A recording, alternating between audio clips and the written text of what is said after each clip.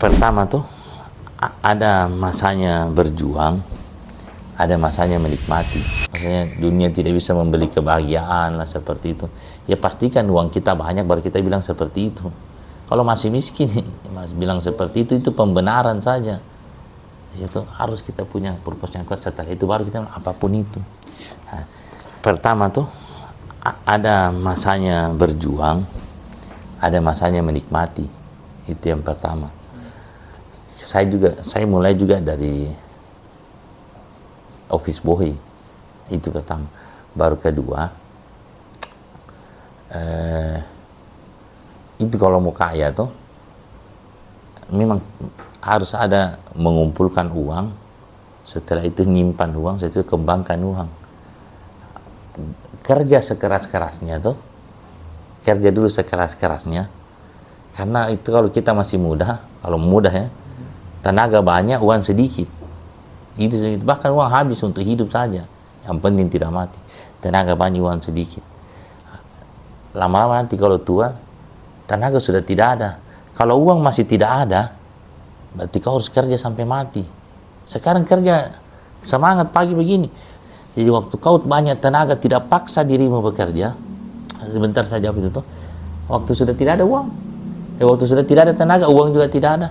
Jadi kerja tuh kumpul uang sebanyak-banyaknya. Cuman jangan sampai kau menghasilkan 3 juta sebulan, 4 juta sebulan, 5 juta sebulan, 6 juta sebulan.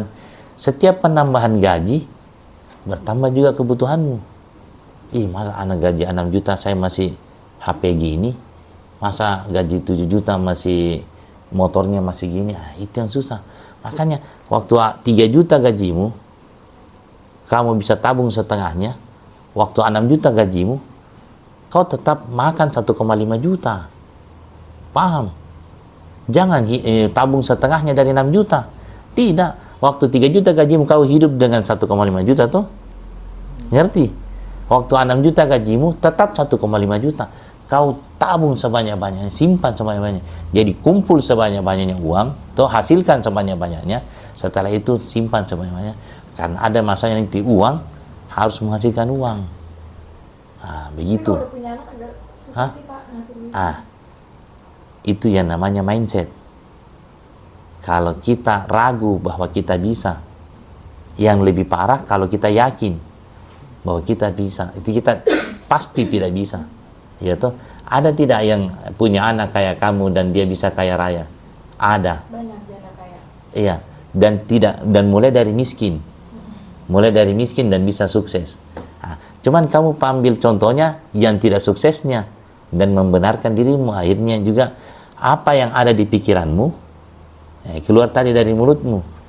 Ya, apa yang kamu ucapkan mempengaruhi tindakan mempengaruhi hasil mempengaruhi nasib.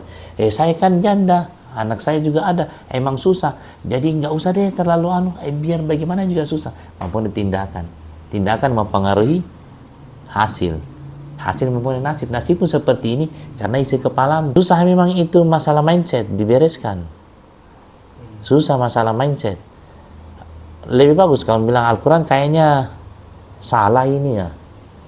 Kok ditulisnya di situ semua masalah bisa saya selesaikan dan semua masalah ada tidak diberikan ke saya kecuali saya sanggup menyelesaikan, dan semua masalah pasti ada solusinya, dan kalau saya bergerak pasti selesai, dan kadang itu masalah jawaban dari doa saya, dan semua takdirnya Allah itu pasti baik, dan masalah diberikan untuk menguatkan saya, bukan untuk menghancurkan saya. Kita malah berpikir sebaliknya.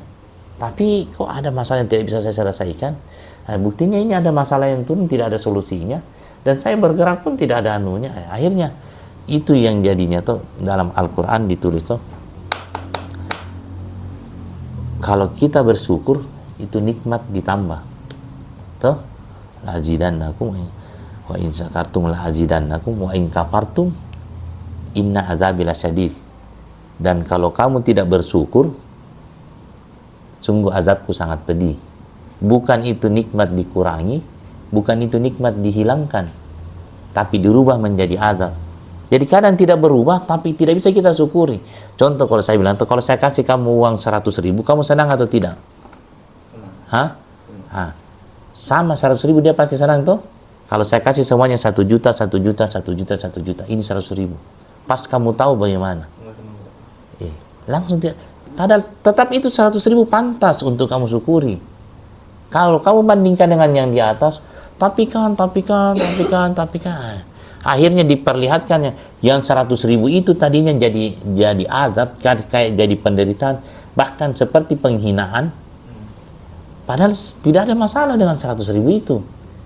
Kamunya yang jadi, dan kalau mau dibuat menjadi azab, apa yang sebenarnya pantas kamu sujud syukur, ya kamu jadinya kok gini, itu yang dibilang inna azabil asyad itu dirubah itu menjadi azab, meskipun kelihatannya sama anunya, nggak dikurangi jumlahnya. Jadi intinya tuh, ya kalau mau dilihat itu Al-Quran pasti benar, semua takdirnya Allah pasti baik, tuh, karena ya. Jadi kalau terjadi seperti yang kita inginkan, pasti kita senang, karena itu yang kita harapkan, itu pilihannya kita. Tapi kalau tidak terjadi seperti yang kita inginkan, harusnya kita lebih senang.